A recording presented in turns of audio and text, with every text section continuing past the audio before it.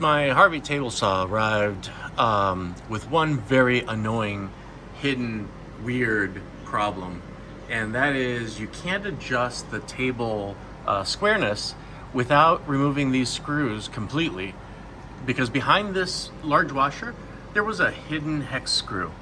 There's one on the front left corner, and then there's one on the rear right corner, and loosening these, normally for squaring a table, you would just loosen each of them slightly, not even fully, just keep them snugged so that the table doesn't move too far, and you can just kind of tap it over until your dial indicator reads 0. In the case of the Harvey, those two screws have to come out completely. Then you take a hex key into a hole that's also kind of hidden behind this large washer and take it out and just throw it away. They are put in there supposedly to keep the table from shifting while shipping, and this is not covered anywhere in the documentation, which is terrible.